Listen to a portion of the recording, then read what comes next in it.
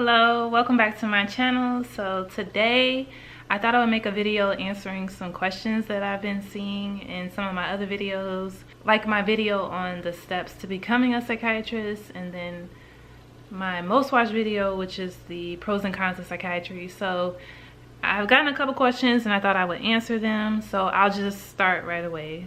One question that I got was, how is residency for a psychiatrist? What do you mainly do? So that's a really broad question that I really could make an entire video on, but what do we do in residency? So what do we do in residency? So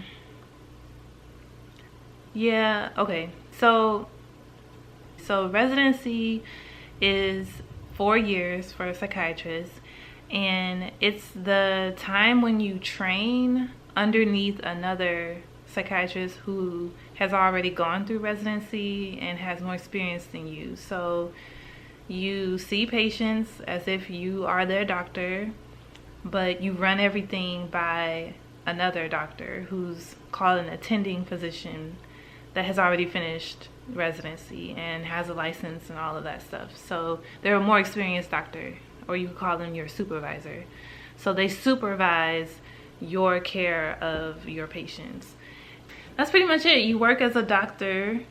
You are a doctor in residency. It's just that you're being supervised by another doctor who has more experience than you do.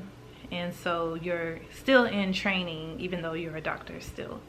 So that's pretty much residency for a psychiatrist. And the same person wanted to know, how old were you when you finished and when I started residency? So I was in my late 20s when I started residency, and I was, I think, 30 or 31 when I finished residency. So yeah, you could do the math. But yeah, and then somebody else asked a similar question. They said, what all do you do as a psychiatry resident? Do you have any rotations in any other fields, or is it just psych? We do have rotations in neurology and then also internal medicine. And so yeah, and that's mostly in the first year. You do the rotations in the other fields. And then I had a couple of questions from people asking, like, specifically for their situation, for me to give them advice on what to do. I think there were a couple people who were international students, and then there was one person that said they had a low GPA, and they wondered, would that be okay in terms of applying for medical school?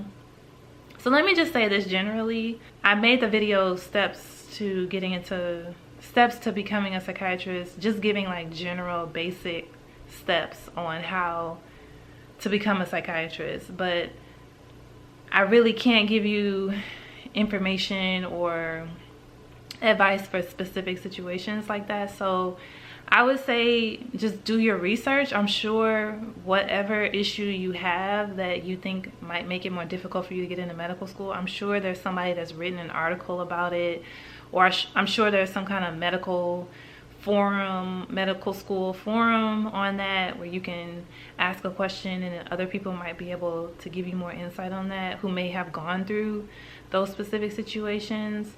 I would say look up online what other people have gone through and recommend related to your situation.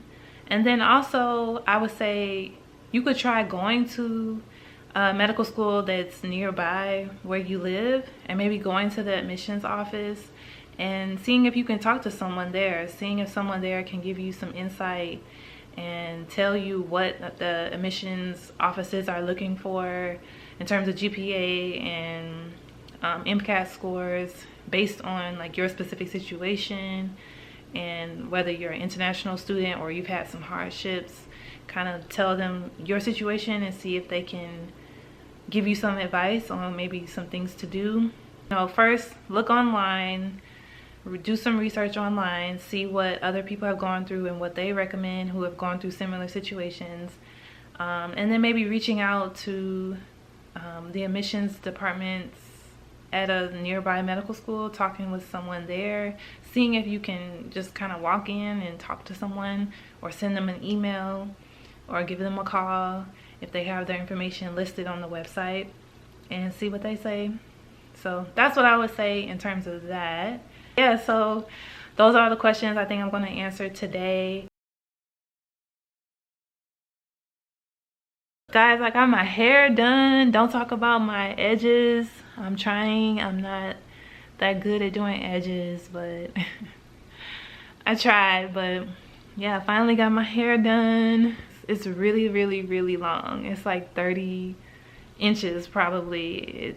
It almost goes down to my waist. So I didn't know that they were gonna be this long, but I like it. I like it. So my mom would probably say it's not professional, but I thought it was cute, and I think it's better than not getting your hair done. So, because at least it's neat. So I think this is a cute hairstyle, even as a doctor. So anyway, but yeah, thank you for watching this video, and I'll see you in the next one.